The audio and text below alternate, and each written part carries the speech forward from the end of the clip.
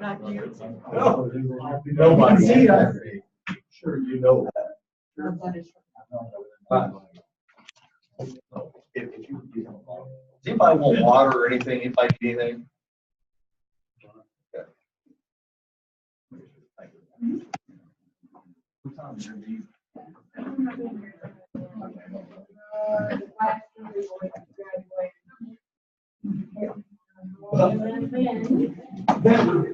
It's finally, I'm excited about it.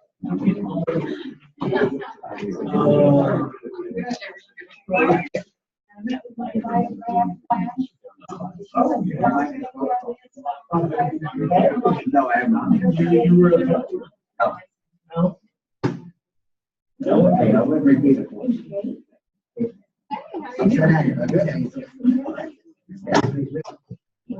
Hi.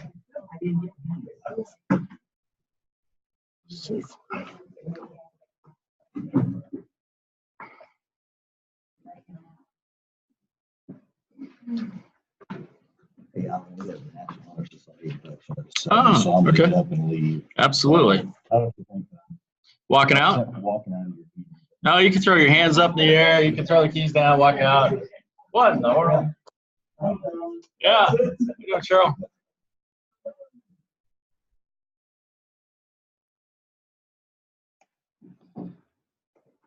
This Right. What? How you doing? I'm more cool. Nice to meet you.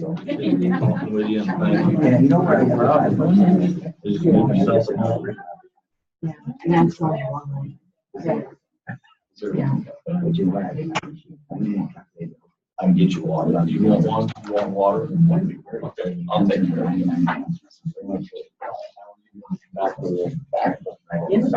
Absolutely. I love being close. Yeah. Don't want to be too close up here. That's for sure.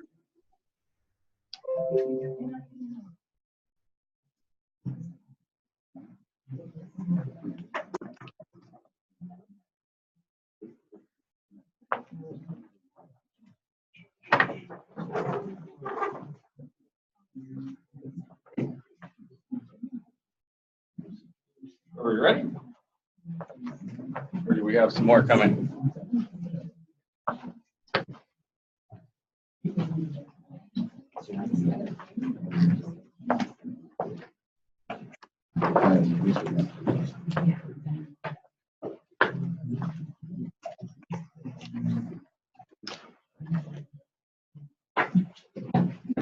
We're scheduled for 6 o'clock, right? That is it. Well, let's roll.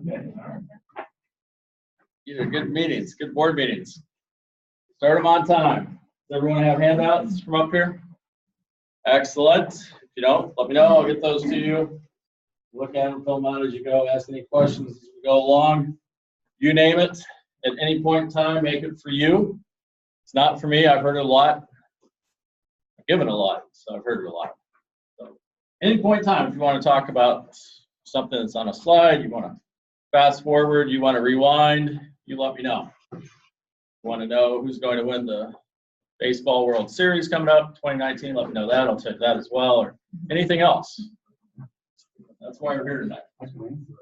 Cool. That's, see, you got it right. That's just like the calculator question. You know, it's got to be simple. It's just what is it? Exactly the answer. If you can always count.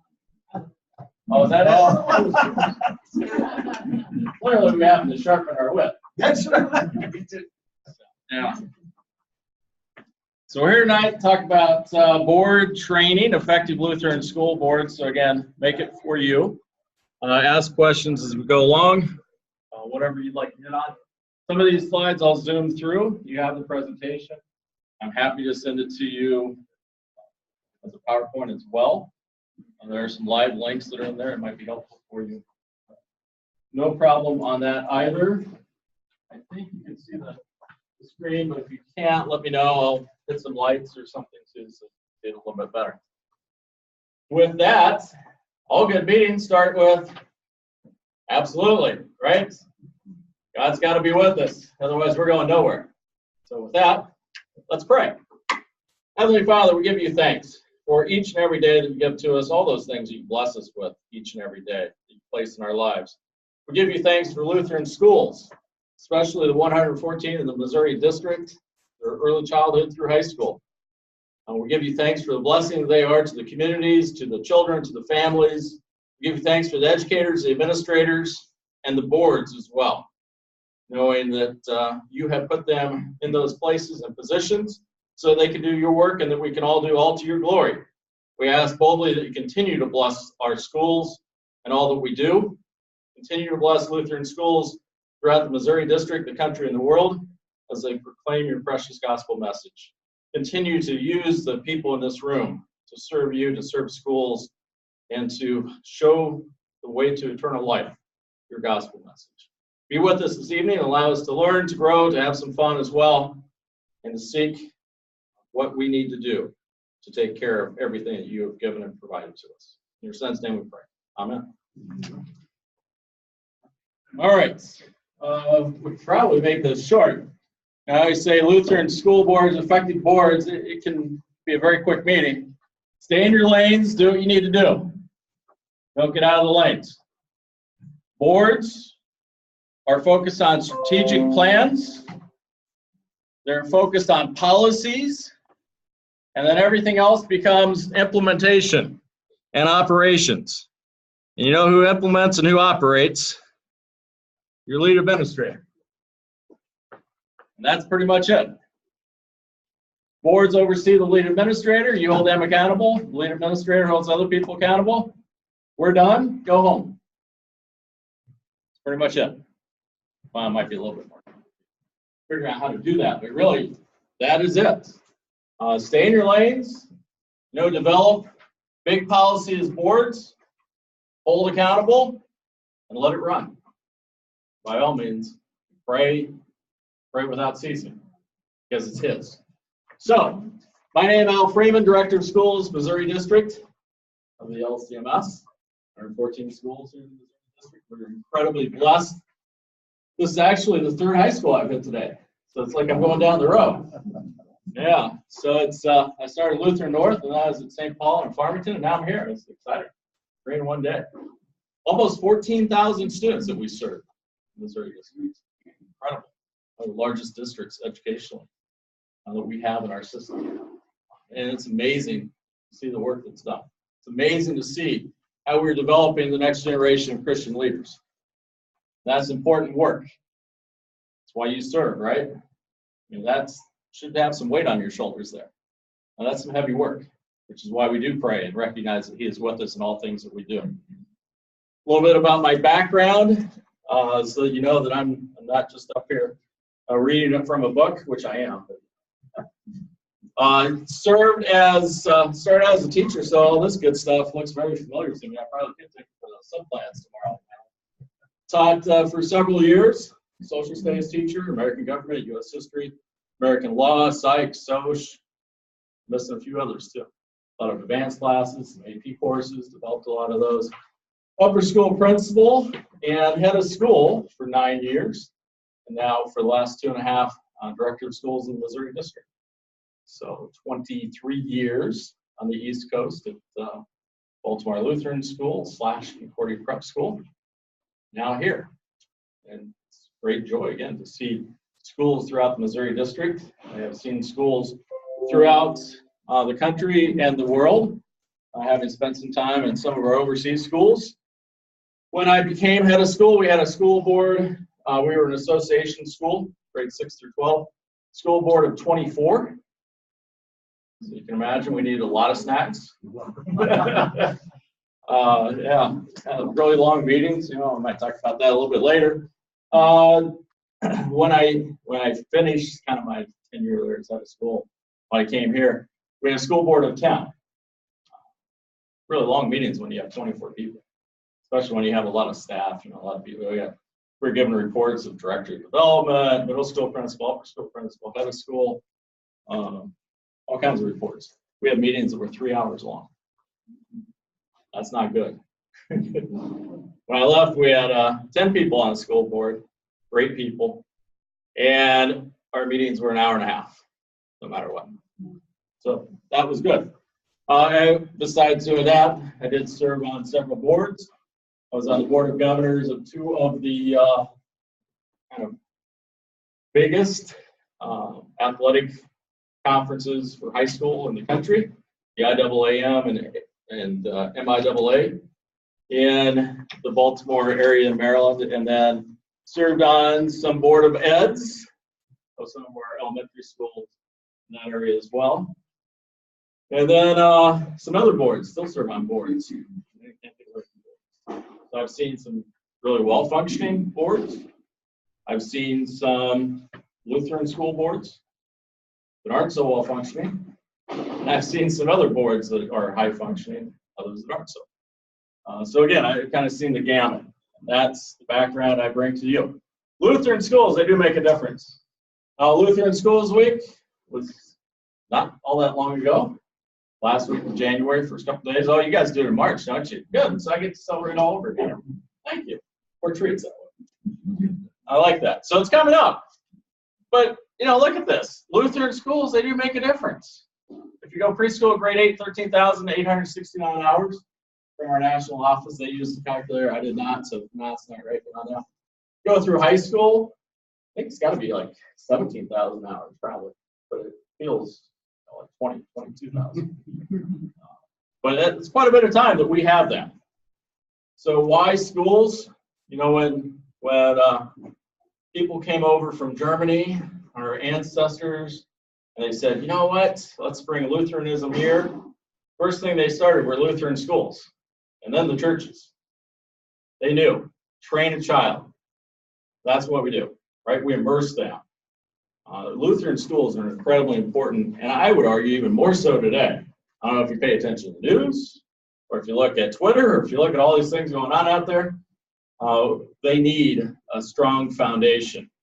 They need guidance. We're able to do that. We're able to point them to true north, the right direction. We allow them to know Jesus Christ as their Lord and Savior, the victory of eternal life. And we get to do it in the midst of history class, of NHS inductions, basketball games. I used to coach a lot too. You know, we had some good talks about that. I pray for victory, unfortunately. God didn't always shine on us for those, but we tried. But in the midst of everything, drama productions, you name it, he's there, right? That's our foundation. We are blessed to do that each and every day. I hear all the time. Parents who aren't from a Lutheran background, maybe not even from a faith-based background, who walk into a Lutheran school, and when they leave, I don't know if you've had it happen, you probably have, they'll tell the administrator, there's something different about this place. I don't know what it is, but there's something different. Absolutely, there's something different. It's called the gospel message oozing from everywhere. You're immersed. And we get to do that and deliver that. So what a great joy and what a great blessing. And you're keepers of that as board members. You're setting that, making sure that it continues, making sure that we have sustainability in Lutheran schools. In a decade across the United States, from about 2004 to 2014, we had 500 Lutheran schools closed. Same time period, 1,100 Catholic schools closed. You're keepers of sustainability Lutheran schools, so the gospel message can be proclaimed in our midst, here and everywhere. So it is a task that you've been given. Take it on. Do so with joy. Do so with energy. Do so with prayer, guidance, and direction, doing his work in all things. Always remember that. You're doing his work. The pathway, Lutheran elementary schools and high schools, opportunities and challenge. A little pathway here. We'll kind of talk about some of these things, components, characteristics of an excellent Lutheran school, some expectations that you should have and you should discuss and talk about as the board, some expectations that you should have of your lead administrator report back to you as a board. How are we doing in these different areas? I talk about dashboards. You go out and you drive your car, you have a dashboard, right? Sometimes certain things pop up. Your oil's low, what happens?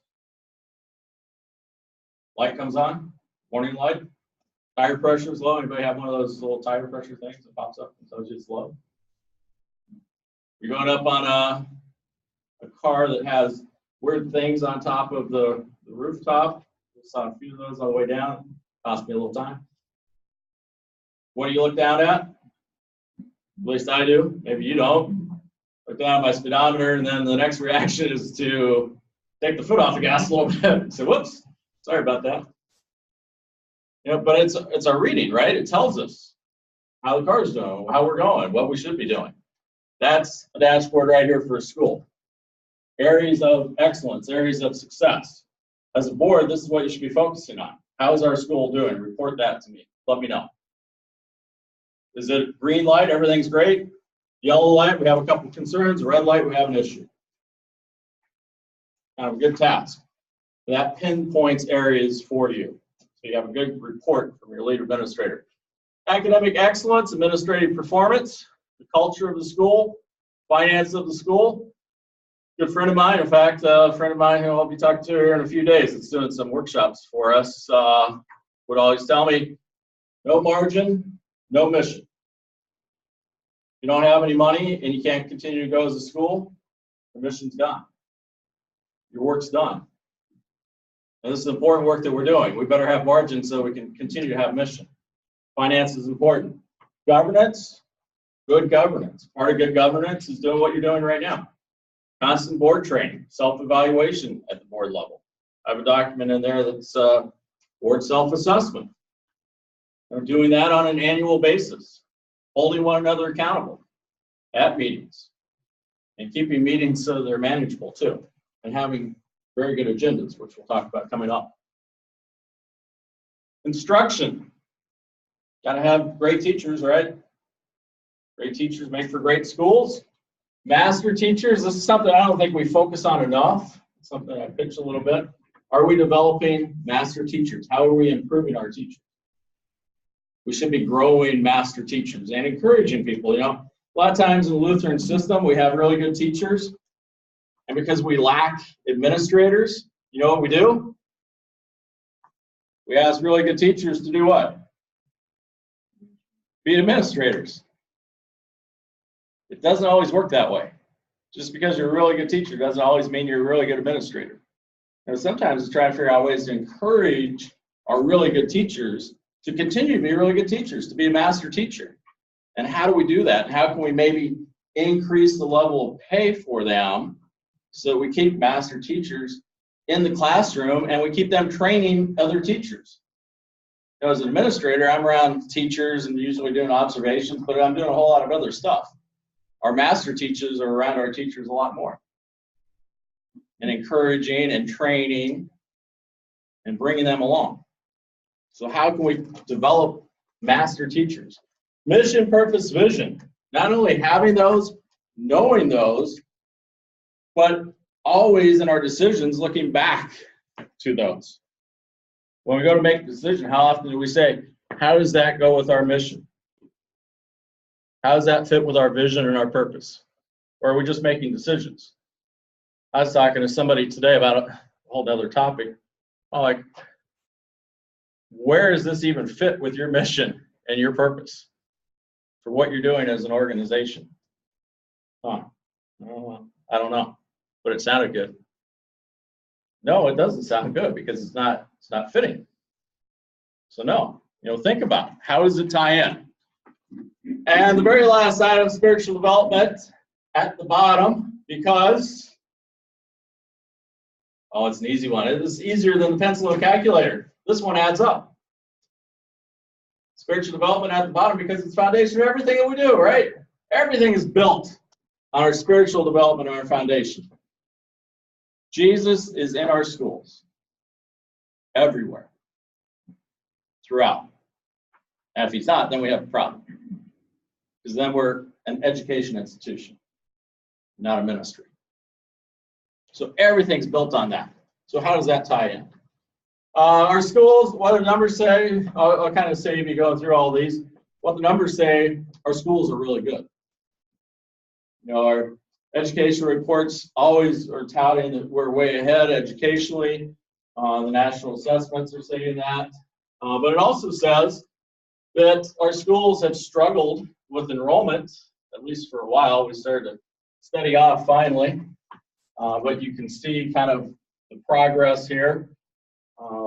We've hit a baseline now, but we've had affordability issues. We've had concerns, church attendance, and not as many children in congregations. We've become much more community-based, which gives us a lot of outreach opportunity. But you also have to be really good at what you do so that people take a look at your school and say, that's where I want my child. But it tells us what we do is very, very good. School board roles and responsibilities. I really encourage you, and again, I'll send you the PowerPoint, and you can share it. You can have the live links to that. I really encourage you as board members, go to luthed.org. This is run by the National Office of School Ministry. Luthed.org has all kinds of documents on it, much of which is free. Very little of it is locked down where you need a password also. Most of the material free. Early childhood mailings are on there. School board policy, governing board resource for Lutheran schools is on there. Again, all for free. This is a great resource to take a look at. I encourage all school boards to run a copy of this for every school board member. I like Google Docs. I also still like 3-ring binders. I'm still old-fashioned that way a little bit. I think for school boards, it's really important to have 3-ring binders that have items in there that you need to function. One of those items, I would say, would be this right here. It's a multi-page document. It has job descriptions in there. It has just, you name it, for school boards. It's great. Page 15, 16 has a school board development plan. It also has a proposed school board retreat that you can do and take advantage of. I encourage you to do that. So luthed.org, definitely utilize it. So this is a bunch of gobbledygook, but what I'm really telling you is have a 3-ring binder for all of your board members. And some of the things that you should have in the 3-ring binder: the governing board resource, list of board members with contact information. In case somebody's missing from a meeting like this, you need to text or call, find out what's going on. It's good to have that information right away and you know where it is. Sometimes store on the phone. I know I have somebody's number in my phone, but I haven't been able to find it for 2 weeks. So I'm still looking forward to that. I had to email them instead. So this is nice. It's a go-to resource. In fact, on my card, you'll see I have a nice little binder of every school in the Missouri district. So I have at my fingertips phone numbers if I have to call, just in case. You know, I have most of them on my phone. I still like that. Bylaws should be in there of your organization. Board member descriptions, including what the president, vice president, secretary, what you do, what those job descriptions are. General job description for board members, job description for administrators. You should have parent-teacher handbook in there, or parent-student handbook in there, an employee handbook in there. All of those are resources, because all of those contain exactly what boards should be looking to do, and that is oversee policy. These are all policy documents, and that's the focus of a board, policy. Procedures, or how it's carried out, falls down to your administrator. But this is a big recommendation of mine. We always had these, and we would give those out anytime when new board members come on. You got a 3-ring binder. Every August, because that's when we started a new school year, first thing we did in August, update the 3-ring binder. The new employee handbook, the new student parent handbook, all of those went in. Updated the phone numbers, contact information. That was part of our first board meeting every year. That way we knew everything's updated, everybody has the information, you know what you're working with, and you sign off on it. That's part of our board training that we would do every year. I know it's kind of board training tonight. It might be more boring training, but you every year should really have board training. Refresher information. Get together, get to know one another type of thing every year. Last time I looked as administrators, we kick off every school year doing what? We have staff meetings, right? Get-togethers, informational sessions, maybe a speaker, some kind of training. A lot of times boards, when the new school year comes, you show up to the first meeting and what do? You meet. That's kind of it. You're missing some of the elements, some of the training, some of the discussion, some of the, okay, what are we doing? What are our goals for this year? A lot of times board will ask an administrator, what are your school goals for this year? Because, I was doing what I did. One of my questions would be, I don't know, what are your goals for this school year? Because your goals will help me set my goals. So let's talk about it. Let's figure that out. Let's develop these. That's part of that first session. Have some goals. What are you doing this year? What does it mean to be a board member? What are our expectations of one another? What does it mean? What does it look like? How are we going to measure this? How are we holding one another accountable? Every year, those discussions should be out there. And unfortunately, we don't do that very much, but we should. Serving. Speaking the truth in love, we will grow to become in every respect a mature body of him who is the head, that is Christ. Great thing about board meetings, you need to be honest. You're caring for his ministry. Don't skirt around an issue. Don't soft code it. Bring it up. If it's an issue, bring it up. You need to discuss it. Otherwise, what happens? If an issue's out there, nobody really wants to bring it up, or you bring it up in a roundabout way and it never gets addressed. Absolutely. And you know how big those things can get? It's like being in high school and seeing a pimple. It just won't stop. You got to blow that thing up. Let it go. And you have to talk about it. And, sometimes it's something that's out there the administrator doesn't even know about. 99% of the time what's out there is, I even hate to say it, fake news. But it is. What's going on. So you got to bring it up. You got to bring these things up. Truth in love. Bring it out. Talk about it. Have the tough discussions. That's what board meetings are for, right? You have to do it. But you do so in a loving and caring manner. You have to remember that. And a lot of times, you do it with prayer too, before and after, because it's out of care, not out of harm. Sometimes we think those things, oh, it's hurtful, it's harmful. It is if that's how you direct it. But if you speak the truth in love and care, it's not, and it needs to be asked. So do so. You are a member of the board only when the board is in session or if you are carrying out a specific task assigned by the board. What does this mean? You should fear and love God. Oh, wait, wrong class. What does this mean?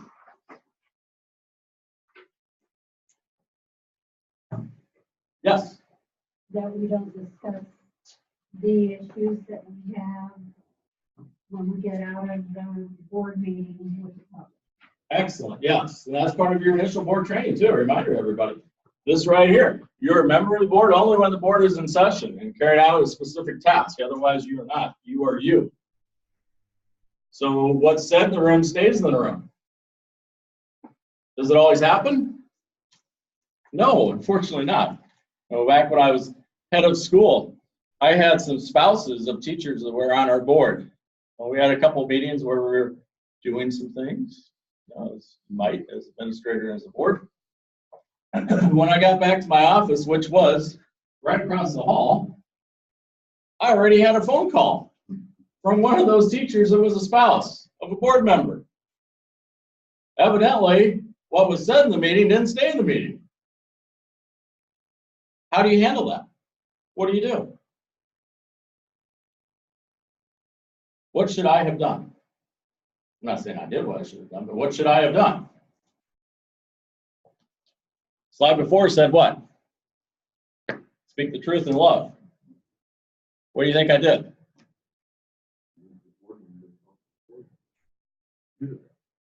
Actually, what I did is I talked to the chair of the board first. Because the chair of the board runs the board. I talked to the chair of the board and I said, Chair? That wasn't his name, but I said that name. Chair, here's the deal. So this is what happened. Chair said, okay. What do you want to do? I said, well, what I want to do is retire in the Bahamas and relax and have a good time. But since I can't do that right now, I think what we need to do, invite that board member out for lunch because one, I get a good lunch out of it. Two, we get to cover the topic at hand. The topic at hand is what is said in the meeting stays in the meeting, and if you cannot do that, what happens? There's the door, don't come back. You can no longer be on our board. This is your one shot. If it happens again, you're done. We can't have that. What we do here is important work, it's confidential work, so this is what happens. Happened again with another board member. We did the same thing, ate a lot of lunches. But that's okay. Well, actually, it wasn't okay. All the clothes size, everything else, I'm still recovering.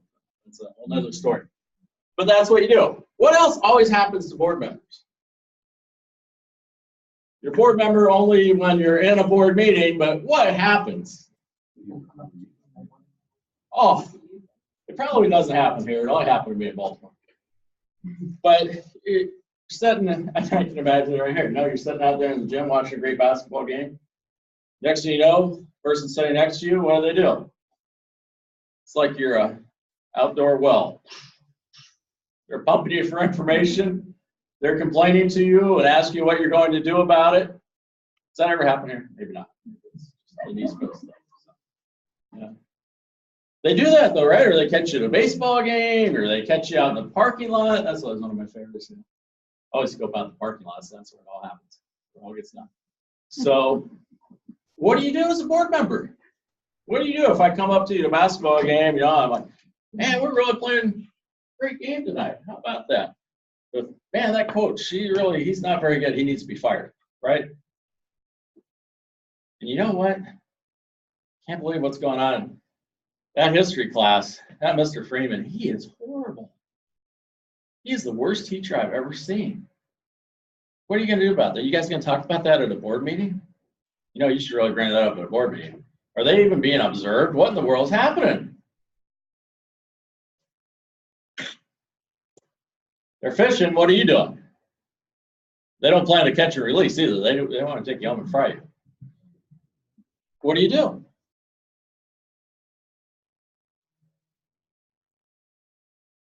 I'll be happy to convey your concerns to the board, but I have not written accepted. No. No? No, I'm speaking truth out of love. No.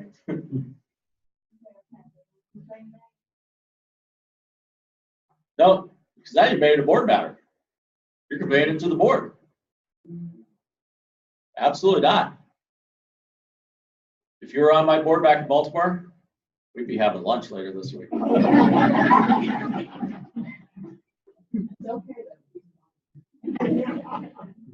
I was made the board chair by. Yep. Because you're in charge of policy. That's a procedural thing. You know what you need to do? You need to see the principal. That's where you need to go. Or if it's a teacher thing, go and talk to the teacher. That's where you start, right? Go and talk to the teacher. Is this just not an awesome basketball game? And look at this gym. This gym is gorgeous. Look at it. You know we're planning to build another one? Why do you do that? Why would I throw those things out? Because it's not in our scope of operation. We're in charge of policy and the principal. Absolutely. And I throw the stuff in about the gym and the great game and some of the other things. Why? Not just to deflect. Those are positive things, right? One of my biggest things as a board member, one of my greatest roles as a board member is to do what for the school? Promote, promote, promote. You are a cheerleader. Always. Even when you're not in a board meeting. That's the one thing you are out in public. You are a cheerleader for the school. Now, you might know things that aren't quite the best that are going on at the school and everything else. That's a board issue. But out there, you're making it happen. You are promoting the school. You're a cheerleader. You have to be. Right? And then back in the board meeting, you're trying to make sure that the other things are taken care of so you have excellence across the board. That's what you do. But people will catch you. And Chief Center right here, because I've been hooked once or twice. It was ice fishing, I thought I was safe. I was underneath the ice, 4 feet of Somebody drilled a hole and got me in a weak moment. It happens. But then you gotta get off that hook and swim away too. But absolutely, don't take the bait. Don't say you're going to bring it to the board. Don't say absolutely you are right. That's a horrible coach or whatever else. You know what you need to do? Speak to the teacher, speak to the principal. And then, if you're a wise board member too, right after that, when you go home, what do? There's another rule with boards and administrators. One of my chief duties as administrator, don't ever let the board be caught off guard. If I know something, I got to make sure that you're not caught off guard with it. And your job as a board, to me, is the very same thing, right? Don't let me be caught off guard. So there's an angry parent. The last thing I want is triangulation too. So that parent, when they call me in the morning, and I'm head of school, what do you think they're going to tell me about your interaction? You think they saw it the same way? Yeah, well, they're going to say, and the board member agreed with me and they told me to call you about it. Right? Yeah. So now if I haven't heard from you, if I don't know the story, and this parent's telling me that, hypothetically, of course, this parent's telling me that, well now, I'm treading here a little bit trying to figure it out. My response isn't really going to be any different, but I'm going to tread a little bit. And probably when I get off the phone with them, guess who I'm calling? Calling the board member. I'm going to say, not too happy. Now you might say, that's fine, go pack up your car or whatever else. Well, that's okay too, but no, we gotta work together. I cannot allow you to be caught off guard. You don't allow me to be caught off guard. So we know. So that's another rule. Give you some of these nice rules out there, right? How to function. But that's the best way to do it.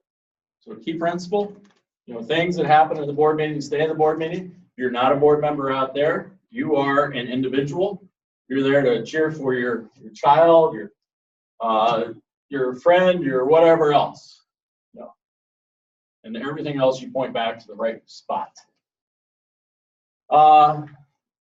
This understanding of roles. We kind of put it up here in the negative instead of the positive. Probably should have put that in the positive.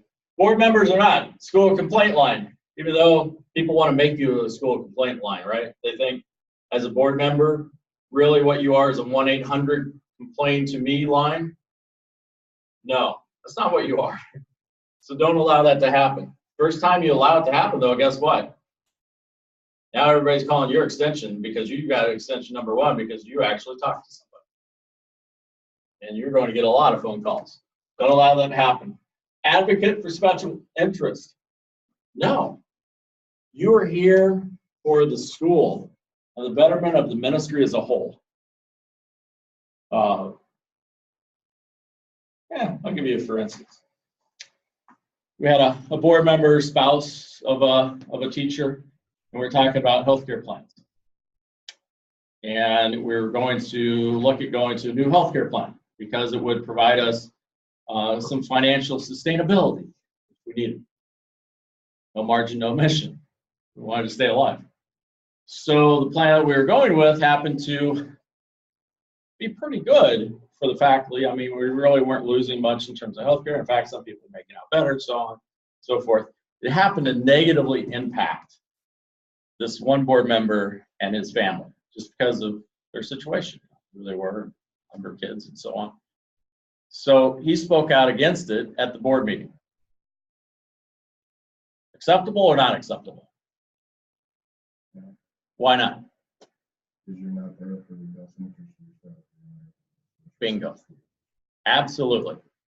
Had he been against it because he didn't think that was the best for the school, all right, you've got a legitimate argument. But he prefaced his statement by saying, this is bad for our family. Guess what else is bad for your family? For you to be on our board. Actually, that's bad for our school family. Another lunch. Ate so well back then. Not nearly as well anymore. But no, and you have to have those discussions again. You know, remember, it's for the betterment of the ministry as a whole. And I laugh because there are some decisions that I made that were not good for my family. They impacted us negatively. But I made it because it was for the betterment of the school. That's what you do with the ministry overall. We don't have easy choices, trust me. Now, I think I speak for all administrators in here when I say, pretty much most of the day, for most weeks, we sit and drink coffee waiting for something to happen. Right? And then when it does, then we act. So yeah. Something like that anyway. So, yeah, the good old days. Yeah, if only we ever had time for a cup of coffee. We're dealing with 1,001 things all the time. We're always looking for the betterment of the school. We're always acting the betterment of the ministry as a whole. It's that big picture item. But you know what we do in the midst of that? And Lutheran schools are incredible about this. You know what we see? Individuals. In the midst of the betterment of the whole, we know every student out there. We know our families. We know what's going on. So while we're looking at the ministry as a whole, we're not forgetting the individual. We know that we're incredibly blessed to be doing what we do. So no advocates for special interests. You know, if you have a child in the band and you want brand new band uniforms, and that's your goal for being on the board, no. Can't be doing that. Supervisors of personnel.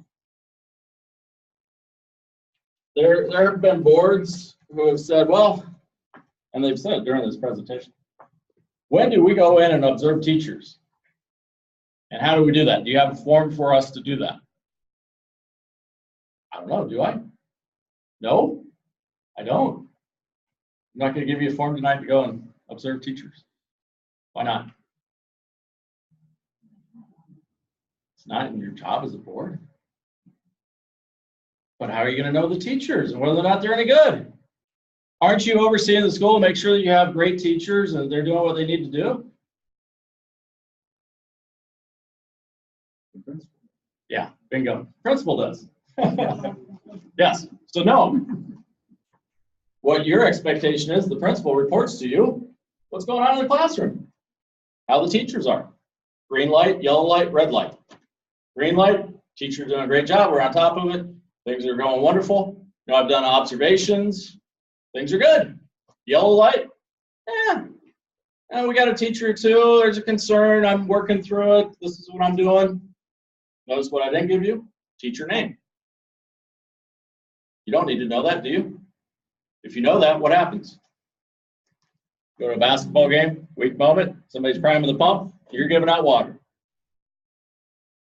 You just need to know the principal's handling it. And you're holding the principal accountable, make sure it happens. Right? Red light goes up on my staffing when I do my little dashboard for you as a board, and I have a red light on staffing. What do you think that means? Yeah, I got a problem. And in fact, if I have a red light on that, that probably means if things don't change, I'm going to have to release the teacher. And this is why. Now you need to know. You need to know some things. Because we got to start preparing for this process if it comes to that. So that you need to know. Again, now I'm not catching you off guard. I'm doing it early enough. Red light's gone up. You have knowledge of it. That's what happens. But it's on the lead administrator. Because they're carrying out the policy that you set for staff. Managers of the school daily operations, that's all procedural stuff. That's your lead administrator. So that's what you do. Yeah, I've got good stories on that, but many stories. It's been a long time. Board members do not issue minority opinions. You are not a U.S. Supreme Court. There's not a 5-4-6-3-7-2. It's 9-0. Even if you voted against it, you walk out of the room, still 9-0. Because one of your roles as a school board member is to do what?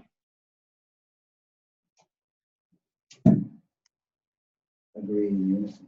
Agree in unison. Get out the pom-poms. You're all together. You're cheerleaders. Make it happen. You walk out of here, it's in unison. Now, believe it or not, I have seen it happen, bless you, where a board member has, when a parent's talked to them about, I don't know, let's say dress code. Oh, I really hate that dress code, you know, I wish they'd do something about it. I can't believe you guys passed this dress code item. Well, I didn't vote for it. Huh. Not a good thing. Very divisive. Next thing you know, you open yourself up. They're acting as a board member away from board meeting. And guess what I'm doing? Absolutely. I miss those days. I'm having lunch again. Yeah, no, there's no minority opinions. You're not on the U.S. Supreme Court. Absolutely not. Implement board policy unless designated to do so. And again, sometimes you are designated to do so. When that's the case, then you are a board member outside of that board meeting. You are one voice. Be enthusiastic, support the school, pray for the staff, students, and families. How often do you do that as a board? You know, I had a board one time, and I thought, oh, this is awesome. They said, you know what, we want to pray for all of the teachers in the school. Can you get us some note cards? And we're going to write on the note card that we prayed for them. Can you get them? Can you get it to them? Well, and right outside of our board meeting room, we had mailboxes for all of our faculty members. I said, no, just put it in their mailbox. And then when they walk in the morning, they'll grab it, they'll see it, they'll read it, and they'll be in tears because they'll be like, wow, this is pretty cool. That's exactly what happened. They thought it was pretty awesome. And they kept doing that. And they cycled through it. And they did the same thing for the students. And they cycled through it. Same thing for our feeder schools. We kept them in prayer. That's a powerful thing, right? Pray without ceasing, always, and everything lifted up in prayer. How often do we do that? Or how often do we not do that? So I encourage you, take those moments and let people know. If I'm a teacher and I get a note like that in my mailbox, we just prayed for you the last night's board meeting, blessings on your school year, we give thanks for you at Thanksgiving time, whatever else. That's pretty meaningful. That's an awesome, powerful tool. Don't forget to use it. Become informed of the school and its operation in depth. Yeah, I mean, you have to know what's going on. And that's why dashboards, and that's why beginning of the school year, you have board training, you talk about the school and what's happening, all the events and everything else. Devote the time necessary for board activities. Demonstrate commitment to the school's mission. Meaning you have to know what the mission is, what it is that happens at a school, and how everything ties back into the mission of the school. Make decisions based on board policies, making sure procedures are given out to the administrator do.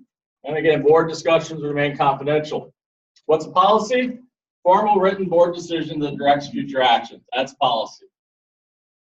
Usually it's setting limits within the board and administrator and kind of the guidelines. It's like a pasture out there with the fences. No, don't step out of the fence, but anything you do within, it's fine. Usually I talk about an athletic field, soccer field, football field, basketball. There's always out of bounds, right? And it doesn't matter what plays you run within that space, you go ahead and do it.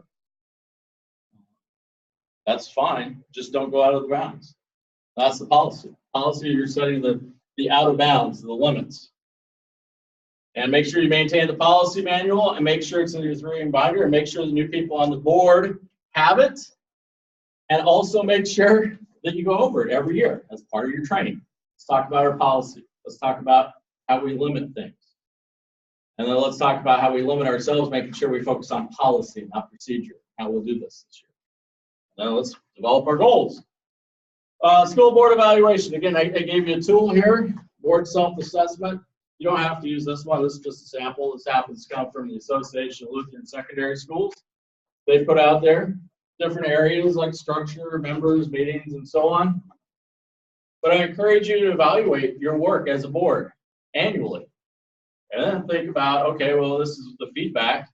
What do we need to do to improve so we're better next year? I think that's what we always do, right? We always are looking to improve. How can we improve? How can we get better? And also use it to affirm. Here are things we're doing well. let's lift those up. Let's give thanks for those. Here's challenges that we have. How can we turn these challenges around so they're no longer a challenge? Sounds a little bit like National Lutheran Schools accreditation. You know, being affirmed in the great things you do, the work you're doing, being encouraged to improve and to grow and become better in certain areas, where you have real challenges, being called on and say this needs immediate attention. Same thing. So an evaluation. Absolutely teach new board members how to operate and how a board works.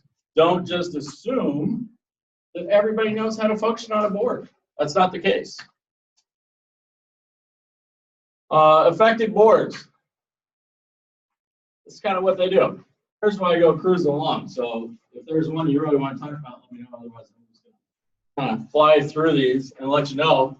Again, mission-minded, focusing on the future. That's the big thing about the board. That's why you're policy-based. What you should be worried about are not the kids that are here today, but their children and their children's children. 75% of what the board does should be future-focused. In other words, sustainability of the Lutheran school, strategic planning and policy development for the future. 25% is current focus, and that's dashboard stuff, that's things that come up, things the administrator will bring to you. That's 25%. A lot of Lutheran school boards, guess how much time they spend in the present versus the future?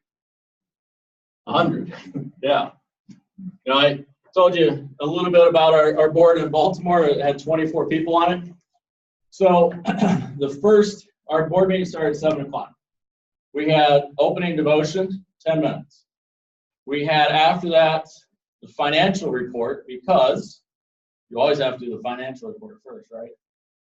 I don't know why we can't ever do, maybe ministry report first or something else. Always the finances.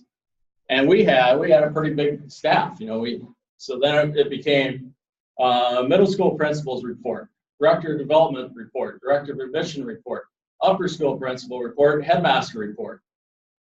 By the time all these reports were done, it was 8 o'clock. We'd done an hour of reports. Guess what those reports talked about? Everything that already happened. What are you going to do about it? Nothing. The horse is dead. You want to beat it? Go ahead, but it's not going to revive the horse. There's no CPR. So you just spent an hour on nothing. And now you're really starting the meeting. You're starting to talk about things you didn't talk about, which for us went 2 more hours.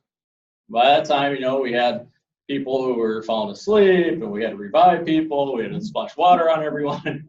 How long can you really handle for a meeting? But they're just going on. It happened. That's not effective. So, focus on the future. Strategic planning, that's your purpose. Policy making, that's what you do. Promoting the school, you're a cheerleader. Promote. Yeah. Reports gives you information. So they only want. They are important, absolutely. 25%. No, in fact, and that's a good question. So how do you avoid spending an hour on it? What should you do? Give them out before. Bingo. A week ahead of time, you should have the agenda and you should have your administrator's reports. And that administrator report should be, it could be different things. It could be a Word document. I like PowerPoint. And then my PowerPoints, I put green light, yellow light, red light on things. And I had all my areas. And that way I draw your attention to the yellows and the reds. And guess what things we talked about? Yellows and reds. I give, a report on those things that you can go out and promote so that you have material. That's part of my job every meeting is give you material when you left to go rah-rah about. But I expected you to read all of that ahead of time. Now, if you really had a question ahead of time, then talk to the chair of the board and we set it up and we talk about that. And then at the board meeting, you've read it all, you've gotten the report, you've seen the highlights. We look at the meat of it and we move on. We have 45 foundations. We're expected to go into our foundations and give a report to them. If everything discussed in a meeting stays in a meeting, what should we tell the congregation? The highlights. That's the stuff I give you to promote. We had 36 congregations. All senior 25, and I'll raise you 11. And I gave them exactly what to report. You know, here's what's happening. You know, here are the highlights of the school. These are the things to cheer about. These are the things to give thanks for. You know, these are the challenges. Here are the projects that are coming up. You're talking about the future, right? You're talking about meeting. Mhm. You know, if you're not supposed to share anything for the beginning. Yeah, well, yeah, and I shouldn't say you can't share anything. You don't share the confidential things, like teacher stuff. No. Yeah. Thank you for that. There's a little clarification. Yeah. But you don't share those things that are really confidential. Some of those things you can share. You know, there you put green light so that people know what's possible to share. Red stuff on the yours. Positive thing. Well, I hope so. You don't really want to share the negatives. I don't really share the That's people excited about it. absolutely. That's promote, right? Absolutely. So yeah. And that's what you do. You share the positive things because the negatives are typically the confidential. So that's what you release. And it's my job as administrator in my reports to feed you that information. That should be what you have a week ahead of time. I should be telling you in a meeting, here's what I want you to drive home when you go and report to your congregations. Hopefully I'm out visiting your congregation soon. Fiscal integrity, no margin, no mission. You got to pay attention to that. Pay attention to the finances. Effective meetings. You have a handout here, a sample meeting agenda. This comes from Harvard Business Review. I wish I'd made it out, but so it sounds kind of businessy. But I give it to you for a sample. I had, when I left, the last couple of years of my school, our board chair was a professor at Johns Hopkins University. And he worked with me. He said, Al, you know, I really like this format of meeting from Harvard Business Review. Let's try it out.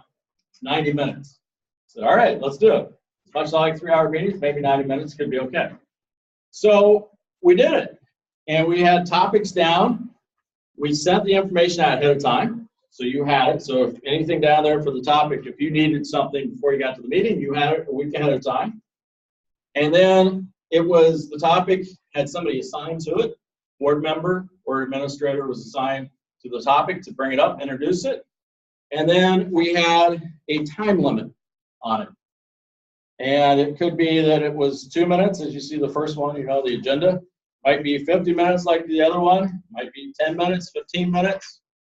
And then the board chair and me, as lead administrator, and that's kind of typically how you set up the agenda. The board chair and the lead administrator do that ahead of time, a week ahead of time, to get it out to you a week ahead of time.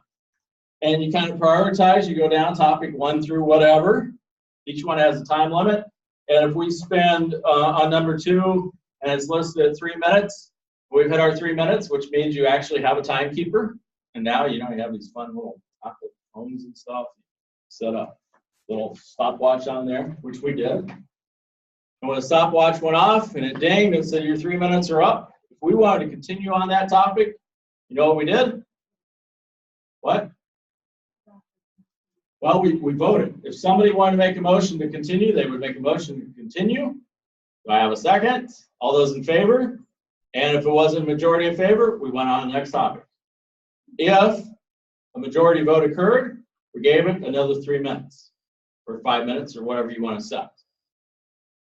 Which also meant, guess what happens to the one that's a little bit further down? Might not get to it. What if you don't get to the last topic of the night? Just continue your meeting, right? Because that's what we do. Lutheran meetings, we just keep them going. What do? Bingo. Move it to the next month. It becomes the lead one of the next month. And what you can do as a board is, if you say it's really important, I see we're not going to get to it, I can make a motion to say we skip to number 9 on the agenda. Do I have a second? Yes. All those in favor? Aye. Now number 9. So we skipped ahead. So cream rises to the top. The important issues come to the top. And I've seen this. It's dangerous to put a time limit on a report. Could be. I would disagree. I would say it's fine. It worked for us for years. You have to you have to be very cognizant about what it is you're doing, about the topic. If it's something that you're worried about putting a time limit on an agenda item, maybe you need a whole separate meeting. Or maybe it needs a task force or an ad hoc committee or something else. Because if it's going to eat up that much time, The reason I say that, if you're bringing something to the board that you want them to approve, you gotta have time to explain why you've come up with this conclusion. Yeah. And if you don't have that time and you don't explain, then you're expecting the board to approve something that they don't have all the information on. oh, I totally agree, which is why that wouldn't happen. And if it's something I'm expecting you to approve, it's probably going to be on the agenda a couple times so I can explain it to you leading up to a vote on it. Not if you bring it back and explain to it very well the first time. It'll be settled that night. It's possible. It just depends on how you want to work it. You know, as an agenda, I would never do that. You know, and I wouldn't spend that big a chunk of time on it. If it's something important, maybe that was the one item that night. That was our 90-minute meeting. It was that one item. That's all we needed to talk about. Then I had to devote 90 minutes to it. And then the other stuff wasn't the cream. You know, that one item was the cream for that night. Because I've seen that happen. You know, someone in the middle of explaining why he come up with this conclusion for the board to approve, Sure. and then all of a sudden your time's up. Well, they didn't get all the facts. How would you do it? Like, Don't approve it. Yeah. If it's a time sensitive thing, then you have to figure out, what do you do with it? Do you call a special board meeting? Yeah.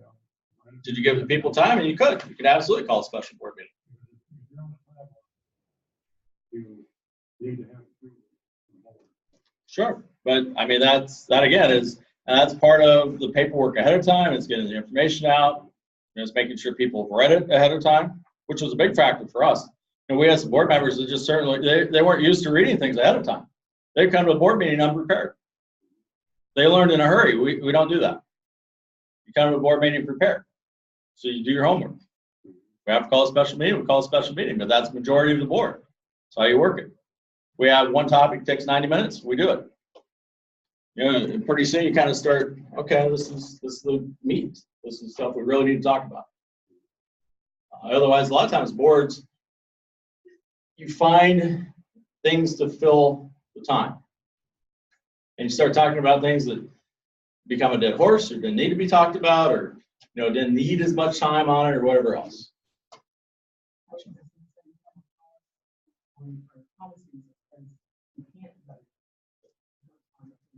Yeah, a lot of them have that.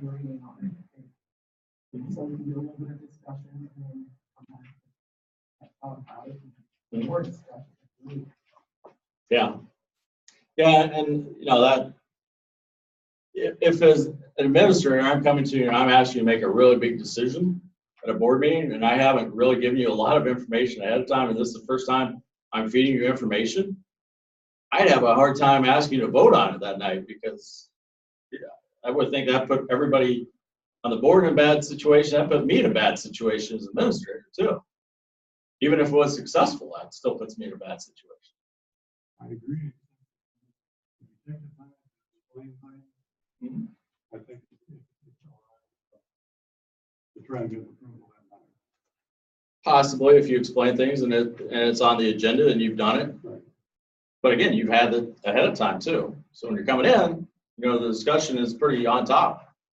It's on point. You've had all the information over ahead of time. I probably have given you the points to look at ahead of time. I hopefully have given you the pros and the cons ahead of time as well. So when you come in, it's there. But yeah, I would say it could be handled that way. It could be done at a special meeting. It could be, to me, it still fits. I think sometimes that's one of the struggles with getting board members. We have meetings that have a beginning time but no end time. And we go off task, we don't stay on point, we don't have a clear agenda, we don't do the homework ahead of time, we don't get the information out ahead of time. So it's there. There's other boards that don't do 90-minute meetings. They do 90 minutes, and they have, if the board agrees by majority vote, they could go another half an hour. But at the end of that half an hour, they're done. I also see a lot of boards that have no end time, and they're done whenever they're done. A lot of times, a lot of people say, I really don't want to serve on that board. So it's a talent factor too. Day-to-day operations, not your lane. Hold the administrator accountable, making sure it's happened. You're always a unified group. You are supporting the administrator in public. You're supporting them behind the scenes with what they need, but you're also holding them accountable. That is the one person the board evaluates. You should have an evaluation tool for your administrator. The administrator should know and see the evaluation tool. The administrator should give you 2 to 3 yearly goals that they're working on as well. It's like you as a board should have 2 to 3 goals to be part of the process. And that's the person you evaluate. Refer any comments that are going on. Use committees, which is also a great way to develop new board members. Nothing says you can't do anything with ad hoc committees. You know, sometimes it's nice to farm it out committee work and let them do it. Again, it's a great training experience. It's a great onboarding for possible future board members. Utilize it. Reflect constituents. You know, you want a nice cross section. You don't want all like thinkers. You want people from different areas. What I always wanted a finance person. I want somebody that can spot the things and call me on my spreadsheets and everything else and what's going on. I definitely wanted that. Always nice to have an attorney. Sometimes it's nice to have an investment person. Different things you can have. Sometimes there's different positions that you want kind of on that board. But what you certainly want, people who have a passion. Got to have the passion. If you don't have the passion, it's tough to be an effective board member, right? You know, you got to be all in. Yes. On another board that I served on in the past, we did this self-assessment every year on the board, but we also did a confidential self-assessment of our own performance. Sure. To critique ourselves and see where our strengths and weaknesses are. Absolutely. To get a green, yellow, or red light. Absolutely. So we filled out 2 assessments at that point, and it was confidential. We didn't put our name on it, but we turned it in with the self-assessment for the board. Absolutely. Wholeheartedly encourage you to do that. Do it for the board as a whole. Do it for yourself as an individual. And then, you know, SurveyMonkey is great for that. It's confidential. You can do it, or Google Forms. Nice, free these days too. So you utilize that as well. But definitely the evaluation is good. Orient your members. Self-evaluate, which is exactly what you're talking about. And again, the foundation, always be in the Word. Always. You know, be in devotions. Have that be the basis of your meeting. Open and close the devotions in prayer. Pray for the people of the school, the teachers, the faculty, staff, the students, the parents, the families, and those yet to come. We know this is kind of what I went over, so I'm just going to hit on these briefly again. Know the mission. You're serving Jesus. You're serving the ministry here. You've been called to do it, so do it. Focus on the future. Again, we talked about that. Be proactive. Reactive, it doesn't get you many places. 75% of the time should be on the future. The horse is dead, bury it, let it be. Don't continue to beat the horse again and again. Although I've been in a lot of meetings. In fact, I've led some meetings where you try to beat the horse. It still was dead after 2 more hours. Find out who's responsible for what. Let them take the lead on it. And again, hold accountability. You are strategic planners. You are policymakers and creators. You are holding the lead administrator accountable for making sure that's carried out, and that's the procedure part. So let them do what they do, and then it's their job to make sure they bring other people on board and they put them in position and give them the support to do what they do. As a board, you hold the lead administrator accountable, also meaning make sure they report back to you. What's going on? What's happening? That's that 25%. Tell me what's happening. And also, as you put, give me good talking points too, because I want to promote the school. I need good, solid talking points. I need new information all the time. So give me something new. Accreditation, school improvement plan. It's a great place to lead the school and to develop your strategic plan. Take from that. I know we've had a couple schools just go through that. Saxony here is due to go through that, and now they can also check the box. They've done board training on that, which is always nice. It's good board training. Funny how that shows up on our NLSA. Focus on goals at meetings and direct future actions of the administrator. You're policymakers. Make sure you stay on policy. Anything that you do and react to, that does kind of set precedent. That is kind of like a court there. Always are promoting the school. You're my board on the way out, and then go pom-poms and say, here you go. I want to hear a good cheer on the way out. It's like Walmart. One of my brothers was a Walmart store director. In the morning, he'd lead the Walmart cheer. You know, there's always a big thing, whoever got to be the squiggly in the middle, that little dash. Seriously, you guys really would do the Walmart cheer in the morning? Like, absolutely, you got to come see it sometime. I'm good. So, loyally support, make decisions on what's best for our children's children.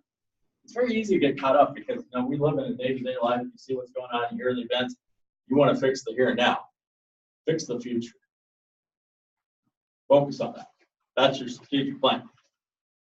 Fiscal integrity is a board, and I used to talk about this with our board. What do you bring into the board? Wisdom, work, wealth. So I expected every board member to write a $1 million check because that's wealth, right? No. What do I mean by wealth? You know, you all have wisdom. You're all bringing work, right? Because you're being on the board. That's work in itself. Probably volunteering in 1,000 different places. No. Absolutely. Bring that knowledge. You know, that's where I want a good cross section because I want you to help fill the gaps and the holes and ask the hard questions. You know, there were honestly times when it pained me because I didn't want anybody to catch it, but there was something in our financials that they should have caught. And, well, what about this? This isn't good. By the way, when we had 24 more board members, they really were outstanding board members, even when we had to have lunches. When I had a board of 10, man, they were sharp people. They were on top of it. Great questions, great direction, great passion, amazing people. Still love those people for what they do and the care that they have for ministry, just like all of you have. What else? What else is wealth?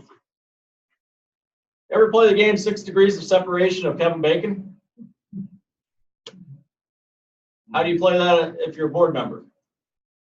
It's not always about writing the check, but it's about finding somebody to write the check or to give the gift in kind, to do the grading of the new parking lot, to put in the new air conditioner and donate the labor, to do X, Y, or Z.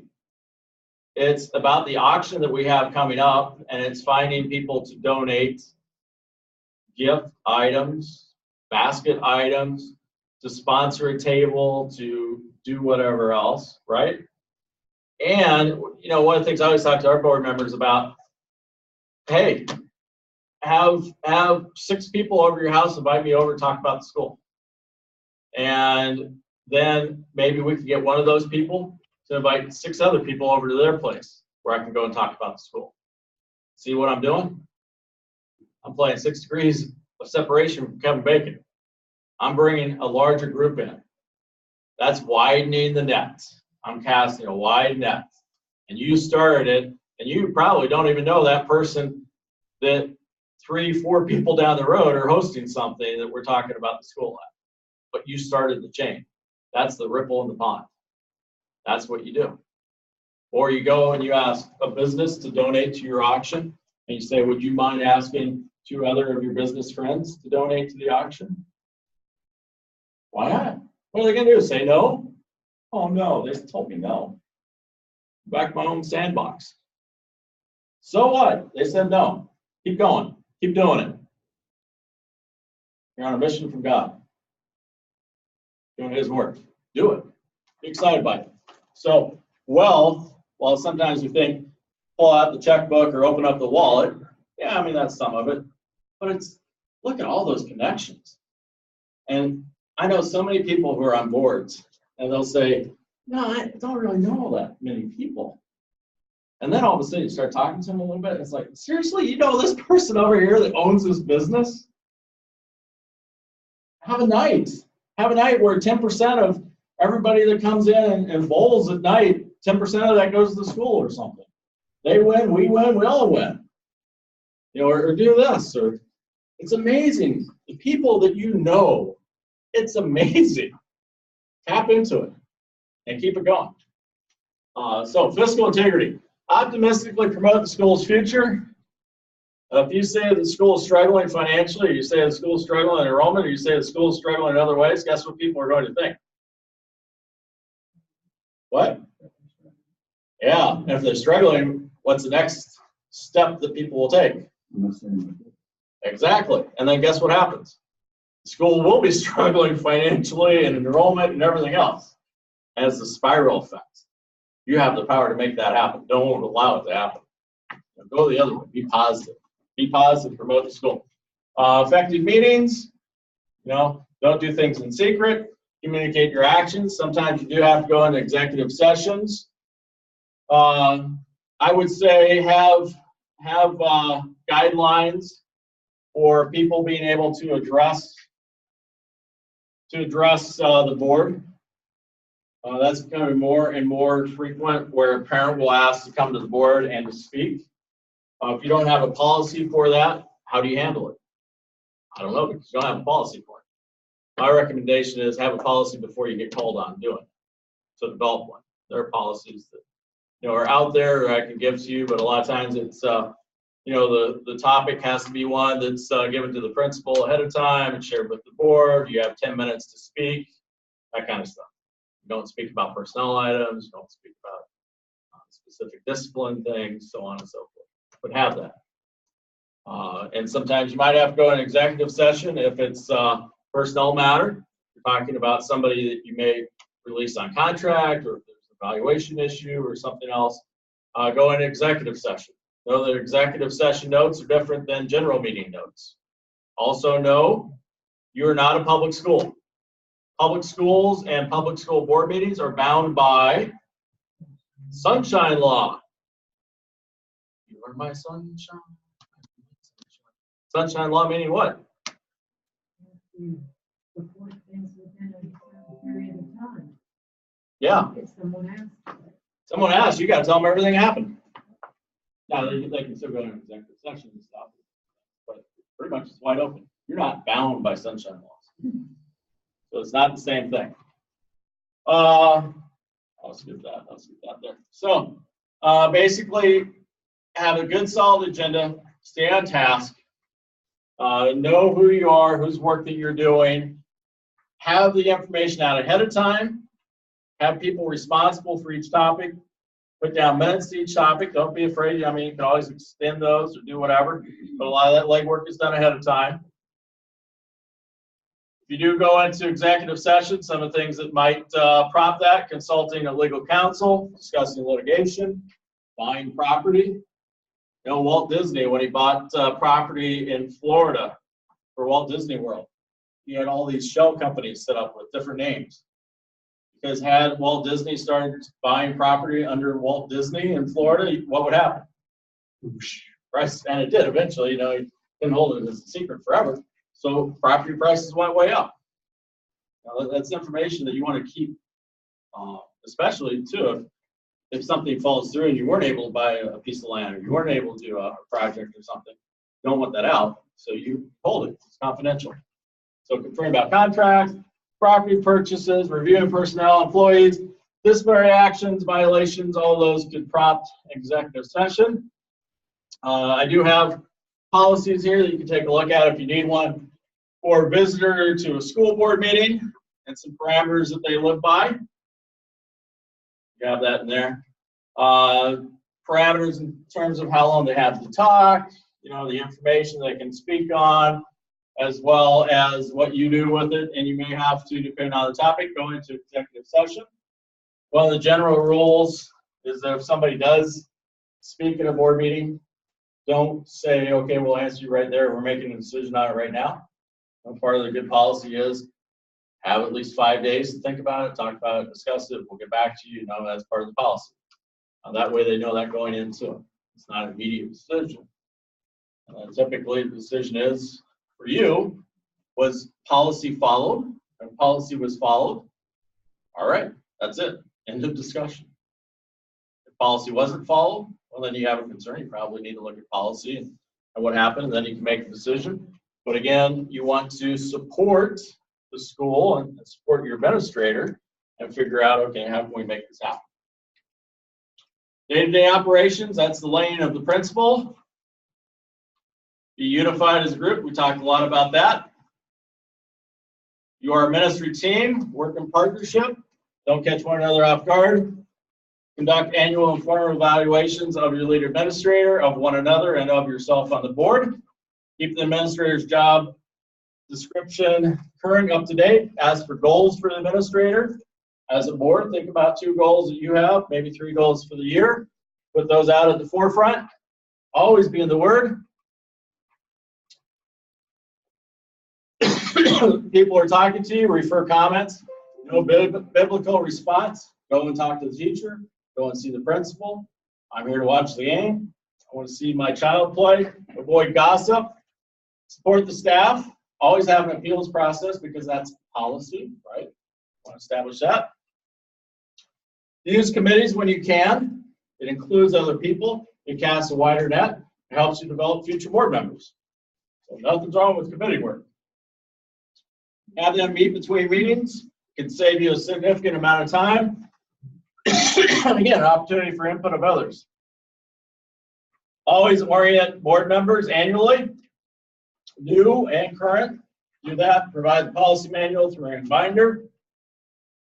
The board reflects the constituency of the school. Talk about self-evaluation. I put this document in here. Kind of talks about different types of boards. 5 ways to function as a board.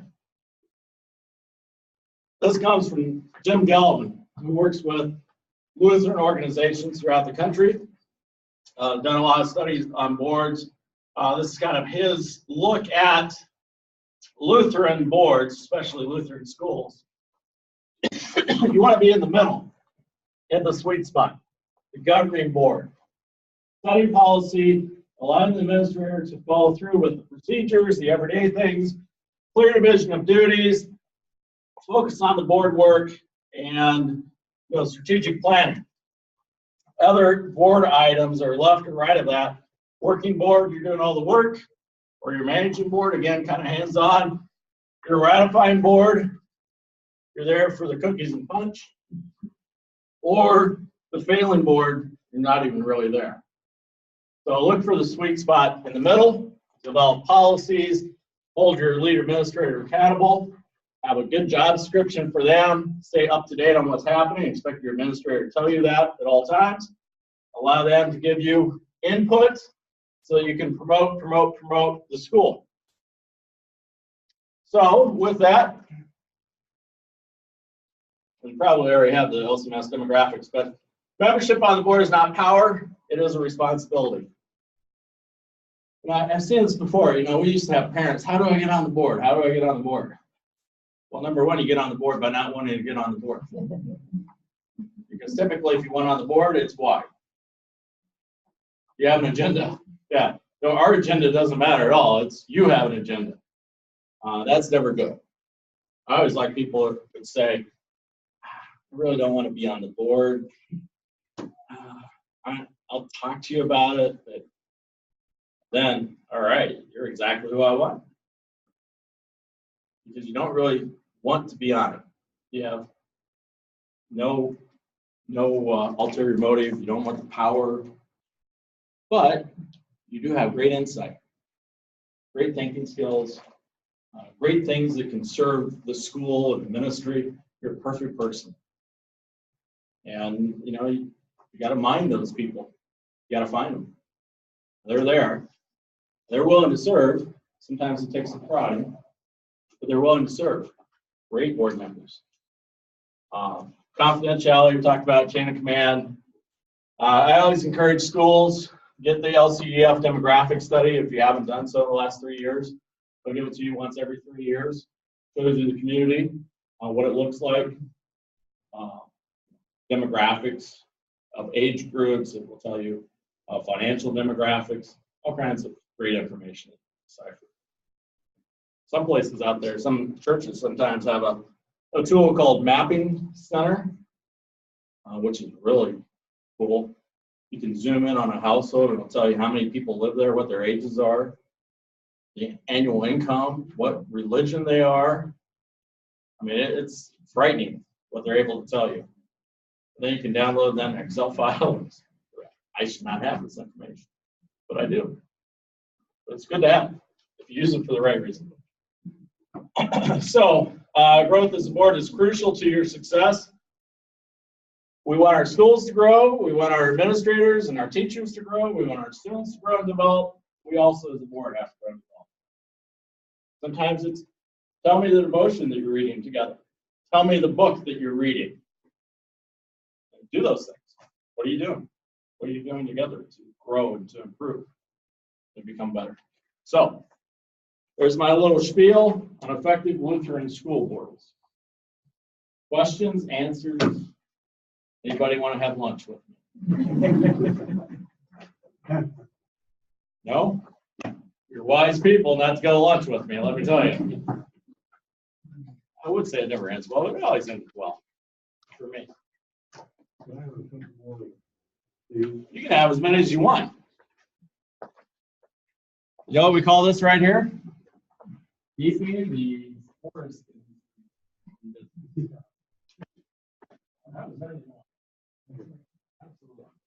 Any questions at all? Anything that no? Time to go? Yeah. All right. Well, thank you. Thank you for letting me be here tonight. Thank you for letting me talk with you. Discuss effective school boards and ministries that you have direct contact with as board members, as administrators. I give thanks for the work that you do, the commitment that you have, the passion that you have. We need strong Lutheran schools, sustainable Lutheran schools, schools of excellence that have Jesus Christ as the foundation of all that we do. We are great places.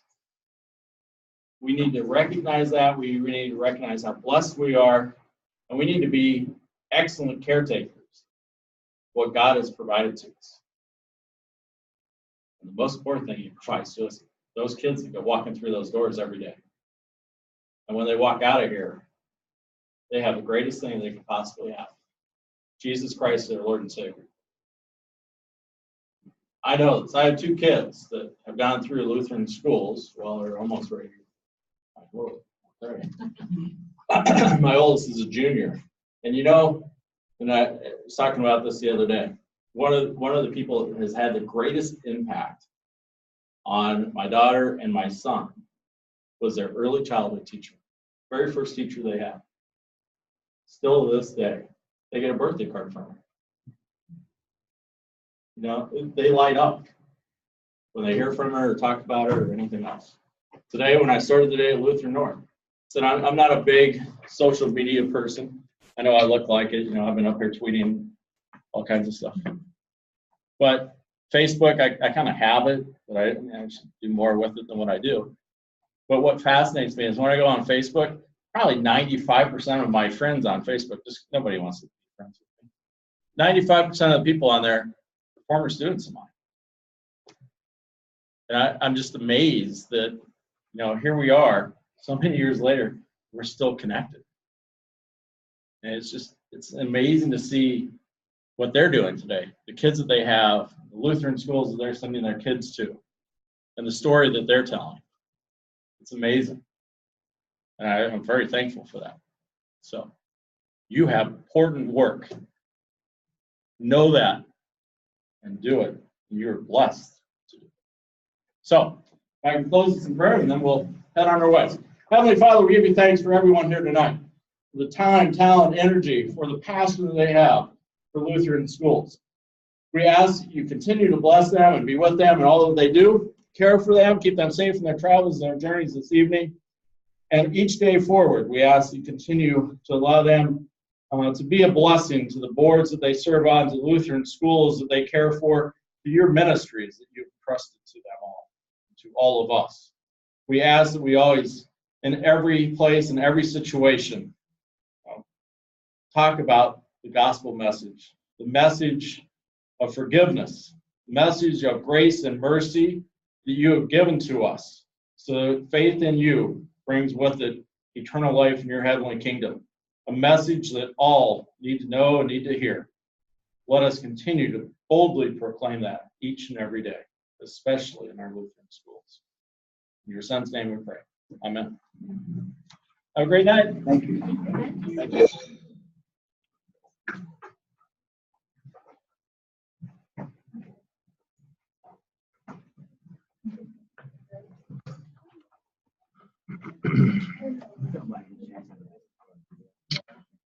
Yes, give me 1 second here. And I do have them.